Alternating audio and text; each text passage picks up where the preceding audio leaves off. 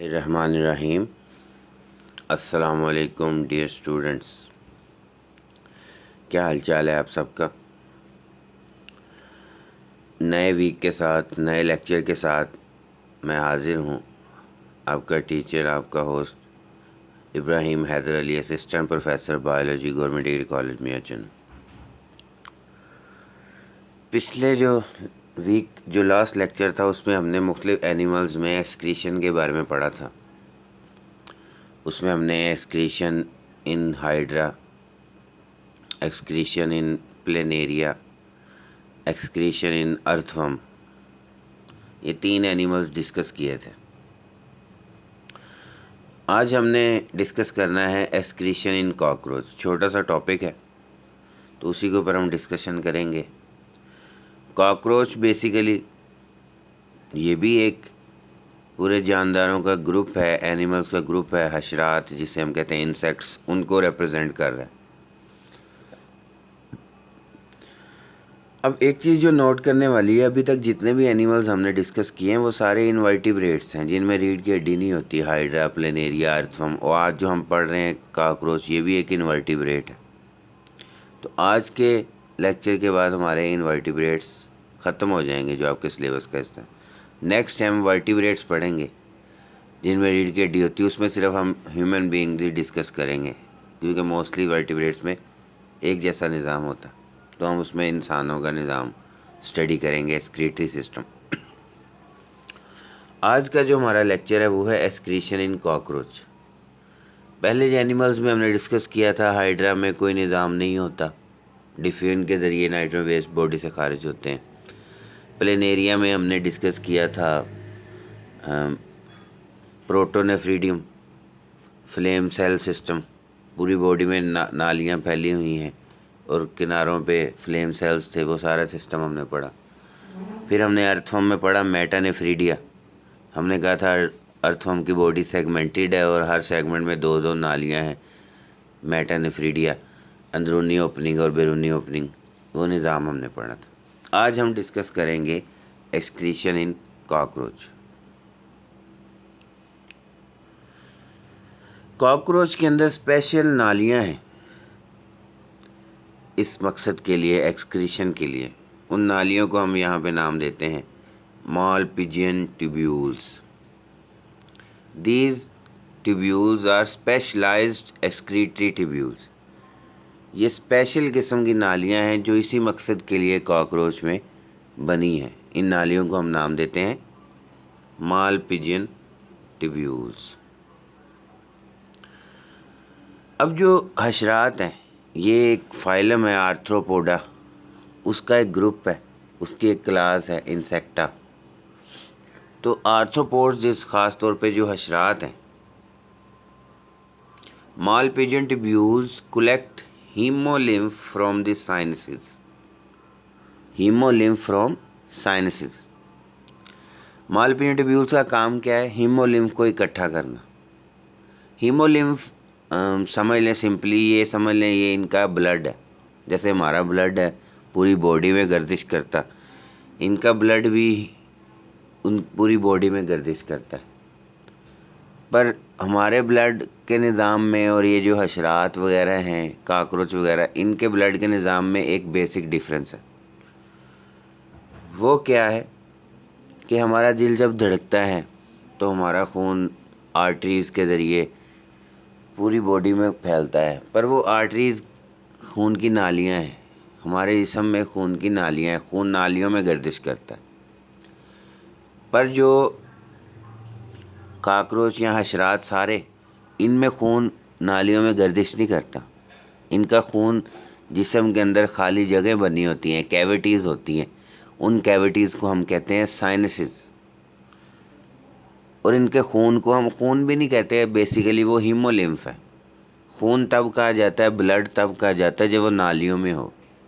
जब ब्लड नालियों में ना हो, पूरी बॉडी में खाली जगहों में हो, साइनसेस में हो, तब उसे हीमोलिम्फ कहते हैं। तो इसलिए हम यहाँ पे टर्म यूज़ कर रहे हैं haemolymph from sinuses. Malpighian tubules क्या करती हैं? जहाँ जहाँ खाली जगह हैं पूरी बॉडी में, वहाँ से हीमोलिम्फ को इकट्ठा करना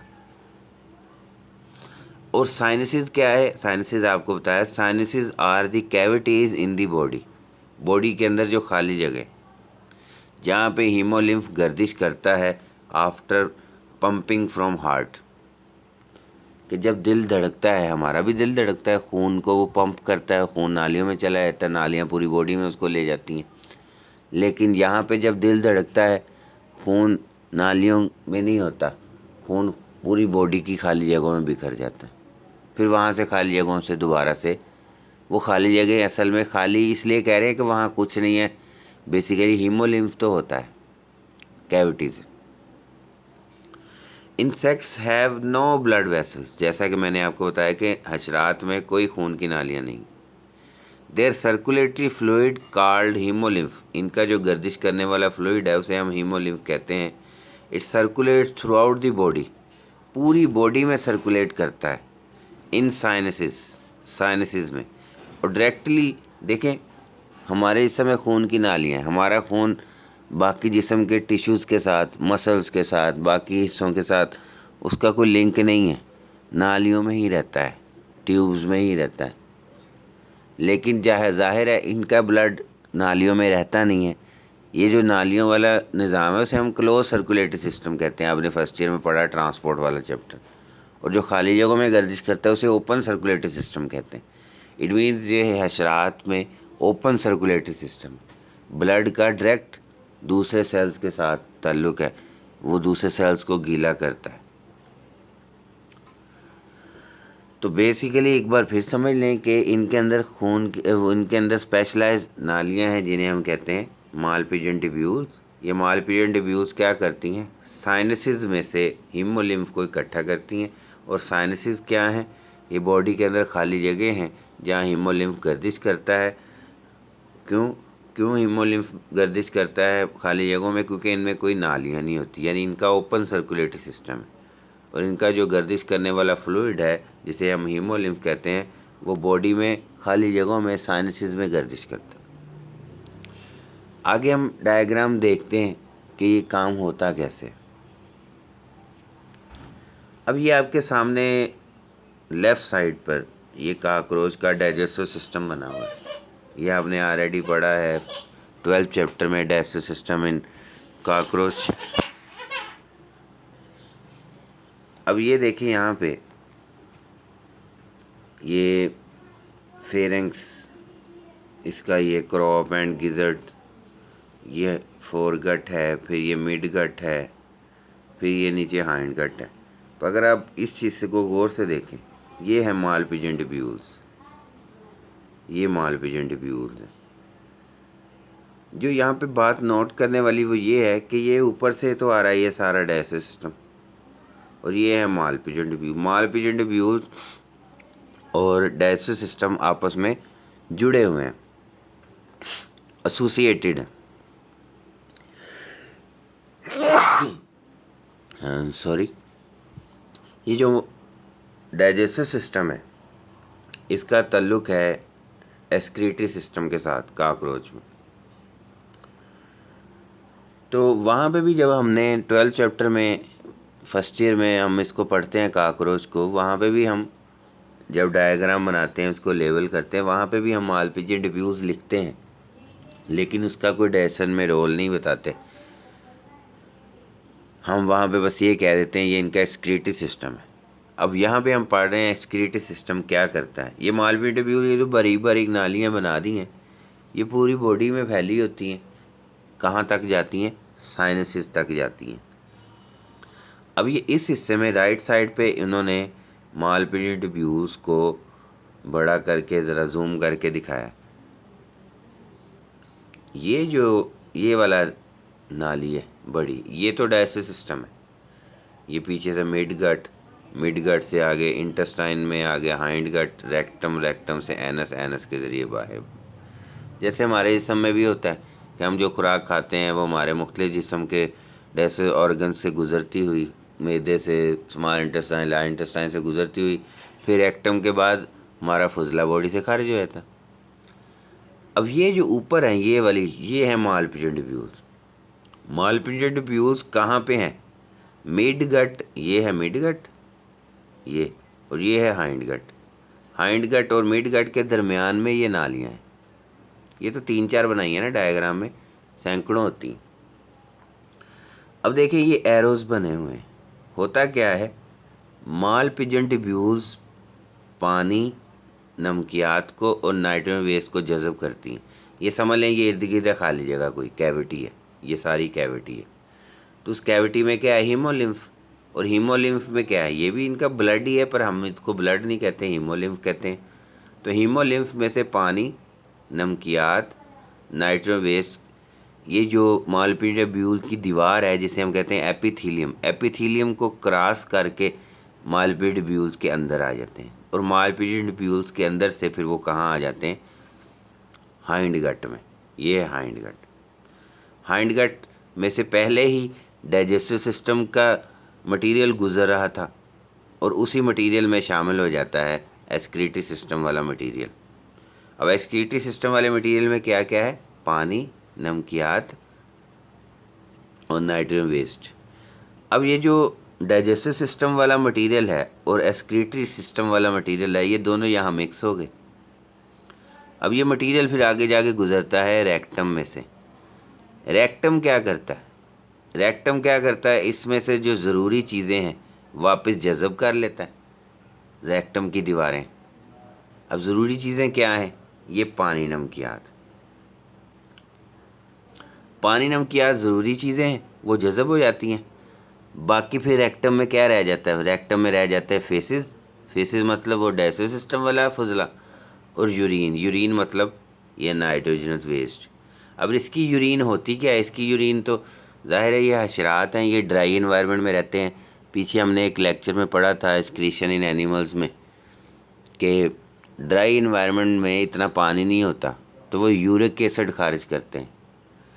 तो ये जो इनकी यूरिन है बेसिकली वो यूरिक एसिड होता है। नाइट्रोजन वेस्ट इनका असल में क्या है, यूरिक एसिड। फिर एक बात देख लें कि ये तो डाइजेस्टिव सिस्टम का मटेरियल गुजरा है, पर चूँकि साथ ही मालपीडियन ट्यूब्यूल्स हैं, ये साइनस में से पानी, नमकियात और नाइट्रोजन वेस्ट को इकट्ठा करके जज़ब करके वो भी इसी में हाइंड गट में ले आती हैं। हाइंड गट में ऑलरेडी जो डाइजेस्टिव सिस्टम वाला वेस्ट है वो मिक्स हो जाते हैं, फिर वो रेक्टम में से गुजरते हैं। रेक्टम क्या करता है, जो ज़रूरी पानी, नमकियात हैं वो जज़ब कर लेता है। बाकी रेक्टम में क्या रह जाता है, फेसिस और यूरिन। यानी कि ये जो हशरात हैं इनमें फुजला जो है डाइजेस्टिव सिस्टम वाला और यूरिन ये इकट्ठे एनएस से खारिज होते हैं। दोनों चीज़ें, एक्सक्रीशन वाला वेस्ट। अब हमारी बॉडी में क्या है, हमारा फेसिस उसका अलहदा निज़ाम है, वो खारिज भी अलहदा होते हैं। हमारा जो यूरिन है, पेशाब, वो अलहदा खारिज होता है, उसका अलहदा निज़ाम है। लेकिन हशरात में क्या है, दोनों मिक्स होकर खारिज होते हैं। साथ ही डाइजेस्टिव सिस्टम का वेस्ट, साथ ही एक्सक्रीटरी सिस्टम का वेस्ट एनएस के ज़रिए खारिज हो जाते हैं। तो ये एक डायग्राम में उन्होंने इस चीज़ को एक्सप्लेन किया।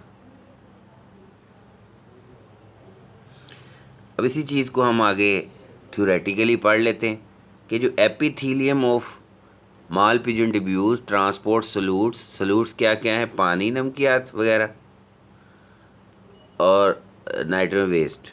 पानी तो होता ही है ना, उसमें जो सॉल्यूट कौन कौन से होते हैं, नमकियात और नाइट्रोजन वेस्ट। नमकियात मोस्टली होते हैं सोडियम, पोटाशियम वगैरह, और नाइट्रोजन वेस्ट होता है यूरिक एसिड, वो माल पिजन ट्यूब्यूल जज़ब कर लेती है।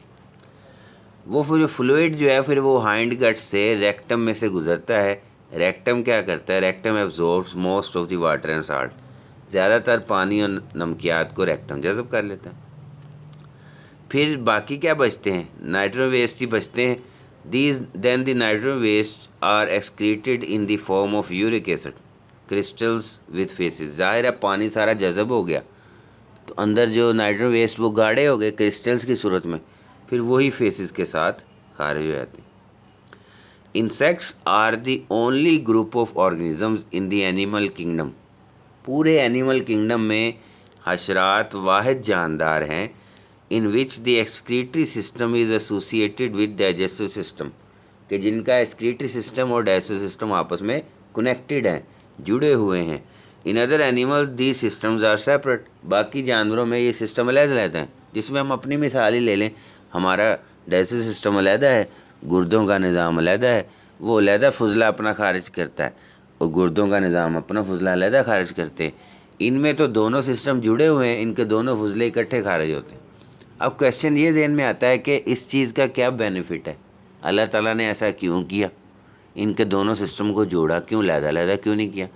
उसका एक बेनिफिट ये है कि this association helps them to remove nitrogenous waste with faeces in extreme dry condition. जाहिर है ये ऐसे जानदार हैं जो बिल्कुल ड्राई एनवायरनमेंट में रहते हैं, जहाँ पानी ना होने के बराबर है, तो ये इतना पानी अफोर्ड ही नहीं कर सकते कि नाइट्रो वेस्ट के साथ पानी भी खारिज किया जाए। तो फिर इनका डाइजेस्टिव सिस्टम और रेस्पिरेटरी सिस्टम जुड़े हुए हैं कि जैसे डाइजेस्टिव सिस्टम का वेस्ट गुजरेगा उसमें जो थोड़ा बहुत नमी या मॉइस्चर होगा उसी के ज़रिए नाइट्रो वेस्ट भी खारिज हो जाएंगे। अगर अलहदा निज़ाम होता तो अलहदा पानी की रिक्वायरमेंट होती, अलहदा डाइजेस्टिव सिस्टम का वेस्ट अलहदा गुजरता और नाइट्रोजन वेस्ट अलहदा गुजरते, तो उसके लिए अलहदा पानी की ज़रूरत होती। चाहे यूरिक एसिड ही खारिज करते हैं, लेकिन 1 मिलीलीटर पानी भी तो चाहिए 1 ग्राम के लिए। तो उतना पानी भी इनके पास अगर नहीं होता तो फिर ये क्या कर सकते हैं। फिर इनका अल्लाह ताला ने नेचुरल निज़ाम ही ऐसा बना दिया कि इनको पानी कम में भी गुजारा कर सकते हैं, कि पानी ना भी हो तो क्यों अलहदा निज़ाम तो है नहीं। डाइजेस्टिव सिस्टम में अपना नाइट्रोजन वेस्ट को छोड़ दिया, जैसे डाइजेस्टिव सिस्टम का वेस्ट खारिज होगा साथ ही नाइट्रोजन वेस्ट भी खारिज हो जाएंगे। तो ये एक इनकी समझ लें एडेप्टेशन है, ये इनकी एक ऐसी खसूसियत है जिससे इनको बहुत ज़्यादा बेनिफिट है कि ड्राई माहौल भी हो, एक्सट्रीम कंडीशन हो, फिर भी ये अपने नाइट्रोजन वेस्ट खारिज कर सकते हैं, क्योंकि वो तो डाइजेस्टिव सिस्टम के साथ ही खारिज होंगे ना। अलहदा निज़ाम होता तो फिर इनको पानी की रिक्वायरमेंट होती, फिर ये ड्राई कंडीशन में गुजारा इनके लिए मुश्किल होता। तो अल्लाह ताला ने ये इनका ऐसा निज़ाम बना दिया। तो आज का यही हमारा बस टॉपिक था, एक्सक्रीशन इन कॉकरोच, छोटा सा सिंपल सा। तो इसी को आप लोग पढ़ेंगे, याद करेंगे, फिर से देख लेंगे। हमने कहा था इनके अंदर स्पेशल नालियाँ हैं, मालपीजियन ट्यूब्यूल्स, और वो नालियाँ बॉडी के अंदर जो कैविटीज़ हैं साइनसेस में से हीमोलिम्फ को इकट्ठा करती हैं। हीमोलिम्फ इनका वो फ्लूइड है जो पूरी बॉडी में गर्दिश करता है, क्योंकि इनमें खून की नालियाँ नहीं। ये आगे डायग्राम में दिखाया कि कैसे जज़ब करती हैं। ये नाइट्रो वेस्ट और पानी वगैरह जो हैं ये मालपीजियन ट्यूब्यूल्स के अंदर आ जाते हैं, वहाँ से हाइंड गट में आते हैं। हाइंड गट में डाइजेस्टिव सिस्टम का वेस्ट भी गुजरा होता है। रेक्टम क्या करता है, ज़्यादातर पानी नमकियात को जज़ब कर लेता है और बाकी यूरिन और फेसेस फिर एनस के ज़रिए बॉडी से बाहर चले जाते हैं। तो यही इस चीज़ को थ्योरेटिकली भी बता दिया। ये सारे पॉइंट्स इनको भी आपने पढ़ लेना, अच्छे तरीके से याद कर लेना। ये बीच में ये यहाँ पे आखिरी जो पॉइंट है इसमें ये देम 2 दफ़ा टाइप हो गया है, उसके लिए माज़रत। टाइपिंग में कभी मिस्टेक हो जाती है और एंड पे ये विद के स्पेलिंग मिस्टेक है, WITH होना चाहिए था, यहाँ पे WIT भी है। तो उसके लिए माज़रत। वो जब हम करते हैं टाइपिंग वगैरह तो उसमें कहीं ना कहीं ज़ाहिर है पूरा लेक्चर में कोई 1-8% मिस्टेक के भी चांसेस होते हैं। तो इसको अच्छी तरीके से गौर से पढ़ें। और अब आपका ये इनवर्टिब्रेट वाला पोर्शन ख़त्म। हम नेक्स्ट इंशाल्लाह एक्सक्रीशन इनवर्टिब्रेट के साथ कल आपको नए लेक्चर के साथ मिलेंगे। किसी किस्म का कोई क्वेश्चन हो तो आप इनबॉक्स में भी या कमेंट्स में भी पूछ सकते हैं। अल्लाह हाफिज़।